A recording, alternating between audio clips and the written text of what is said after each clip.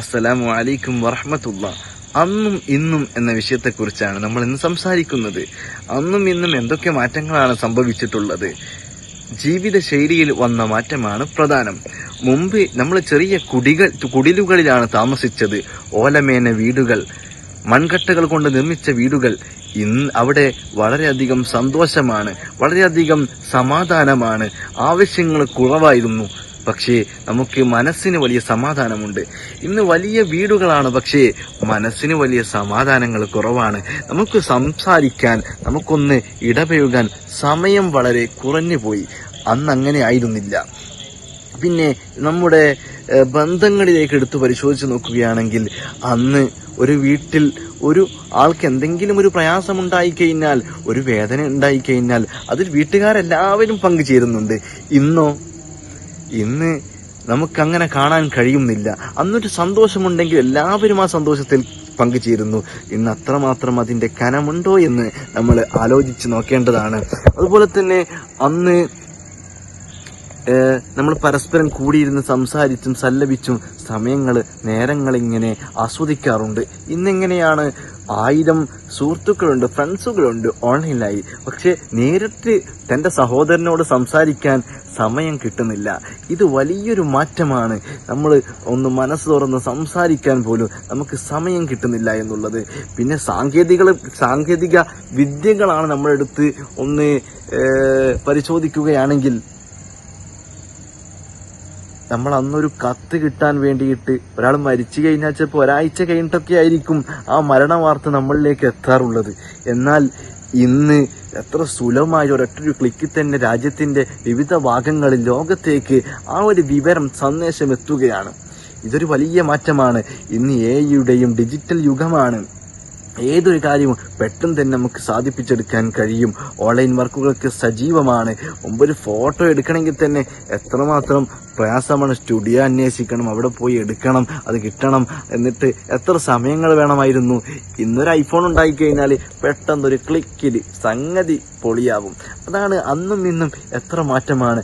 വിദ്യാഭ്യാസ മേഖലകളിൽ ഇന്ന് പഠിക്കാൻ എത്ര സൗകര്യങ്ങളുണ്ട്. ഇതാ എൻ്റെ ചുറ്റുമുള്ളത് സ്കൂളുകളാണ്, ബിൽഡിങ്ങുകളാണ്. നിങ്ങൾക്കെല്ലാം ഈ ഒരു സമയമായതുകൊണ്ട് കാണാൻ പറ്റിയെന്ന് വരില്ല. എന്നാലും വലിയ സ്കൂളുകളൊക്കെ ഉണ്ട്, പക്ഷേ സൗകര്യങ്ങളൊക്കെ ഉണ്ട്. പക്ഷെ അന്നത്തെ ആ ഒരു നമ്മുടെ ടീച്ചർമാരോടും അതുപോലെ തന്നെ സാറുമാരോടും ഉസ്താദുമാരോടൊക്കെയുള്ള ബഹുമാനങ്ങളൊക്കെ ഇന്ന് കുറഞ്ഞു വന്നിട്ടുണ്ട്.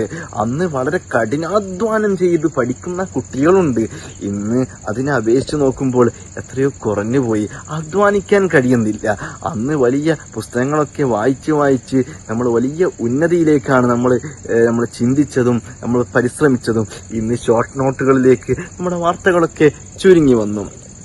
അതുപോലെ തന്നെ നമ്മുടെ ഭക്ഷണ രീതികളിൽ എന്തൊക്കെ മാറ്റങ്ങളുണ്ടെന്ന് നമ്മൾ നോക്കുകയാണെങ്കിൽ, അന്ന് നമ്മുടെ വീട്ടുമുറ്റത്ത്, നമ്മുടെ പറമ്പുകളിൽ, നമ്മുടെ കൃഷിയിടങ്ങളിൽ നാം സ്വന്തമായി ഉണ്ടാക്കിയെടുത്ത വിളവെടുത്ത വസ്തുക്കളാണ് ഭക്ഷിച്ചിരുന്നത്. അത് ആരോഗ്യത്തിന് ഗുണമാണ്, ശരീരത്തിന് നല്ല സന്തോഷമാണ്, നല്ല രോഗങ്ങളിൽ നിന്ന് മുക്തി ലഭിക്കും. ഇന്നോ ഫാസ്റ്റ് ഫുഡുകളിലേക്കും റെസ്റ്റോറന്റുകളിലേക്കൊക്കെ നമ്മൾ ഭക്ഷണ സൗകര്യങ്ങൾ ഏർപ്പെടുത്തി. ഇന്ന് നമുക്ക് വീട്ടിലേക്ക് അതിഥി വരികയാണെങ്കിൽ ഒരു കോൾ ചെയ്ത് കഴിഞ്ഞാൽ അപ്പം തന്നെ ഓർഡർ ചെയ്താൽ നമുക്കിവിടെ ഡെലിവറി ചെയ്തു കഴിഞ്ഞു. അതുപോലെ തന്നെ മുമ്പങ്ങനെയല്ല. ഒരു പരിപാടി നമ്മുടെ വീട്ടിലേക്ക് വരികയാണെങ്കിൽ, ഒരു ഫംഗ്ഷൻ നമ്മുടെ വീട്ടിലേക്ക് വരികയാണെങ്കിൽ ആ വീട്ടുകാർക്കൊരു ആഘോഷമാണ്, എന്തെന്നില്ലാത്ത സന്തോഷമാണ്, ആഹ്ലാദമാണ്. വിരുന്നുകാര് വരികയാണ്, ഭക്ഷണം വെക്കാൻ എല്ലാവരും അപ്പുറത്തും ഇപ്പുറത്തുനിന്ന് വീട്ടുകാരെ, കുടുംബക്കാരെ ക്ഷണിച്ചുകൊണ്ട് നമ്മൾ ആഹ്ലാദിച്ച് വല്ലാത്തൊരു അനുഭൂതി ലഭിക്കുന്നുണ്ട്. എന്നാൽ നിങ്ങൾ കാണാറുണ്ടോ ഇപ്പൊ എവിടെയെങ്കിലും അത്തരത്തിലുള്ള ആ ഒരു സന്തോഷങ്ങൾ നമ്മൾ ഉണ്ടോ? അതെ, ഇപ്പോൾ അത് കുറഞ്ഞ് വന്നിരിക്കുകയാണ്. അതും മാത്രമല്ല, നമ്മുടെ ശരീരത്തിന് എന്ത് മെച്ചമാണ് ഇത്തരത്തിലുള്ള ഫാസ്റ്റ് ഫുഡുകൾ കൊണ്ട് ലഭിക്കുന്നത്. രോഗം നമുക്ക് സമ്മാനമായി ലഭിക്കുന്നു. ഇനി ഞാൻ എൻ്റെ വീഡിയോ വൈൻഡപ്പ് ചെയ്യാൻ പോവുകയാണ്. ഒരൊറ്റ വിഷയം കൂടി പറയട്ടെ. ഇന്നത്തെ കുട്ടികൾ അതുപോലെ തന്നെ ഗെയിം അഡിക്ഷനുകളിലും അതുപോലെ തന്നെ മറ്റ് വിനോദങ്ങളിലും ഏർപ്പെടുമ്പോൾ നമുക്ക് നഷ്ടപ്പെട്ടു പോയൊരു കാര്യമുണ്ട്. വെളിച്ചം കുറവായതുകൊണ്ട് നിങ്ങൾക്ക് കാണാൻ കഴിയുന്നില്ല. എൻ്റെ പിറകിലുള്ളത് വലിയ വലിയ മൈതാനമാണ്. ഇന്ന് അവിടുന്ന് കളിക്കുന്ന കുട്ടികൾ കുറഞ്ഞുപോയി. ഇന്ന് അത് ആനന്ദിച്ചുകൊണ്ട് അതിൽ നല്ല ശരീരത്തിനും മനസ്സിനും നല്ല സമാധാനവും ആരോഗ്യം കിട്ടുന്ന കാര്യങ്ങൾ ഇന്ന് കുറഞ്ഞുപോയി. അതുകൊണ്ട് തന്നെ സൗഹാർദ്ദങ്ങൾ പൊളിഞ്ഞുപോയി. അത്തരത്തിലുള്ള ഒരു സൗകര്യങ്ങൾ ഇപ്പൊ ടർഫിലേക്കൊക്കെയാണ്, പക്ഷേ നമ്മുടെ മൈതാനത്ത് നിന്ന് ലഭിക്കുന്ന സന്തോഷവും ആ ആനന്ദമൊന്നും ഇപ്പൊ ലഭിക്കുന്നില്ല. ആ ഒരു കൂട്ടുകെട്ടില്ല. അതുപോലെ തന്നെ നമ്മുടെ കുട്ടികൾ ആ രൂപത്തിലേക്ക് പല രോഗങ്ങളും വന്നുകൊണ്ട് നമ്മുടെ മക്കൾ തളർന്നു പോവുകയാണ്.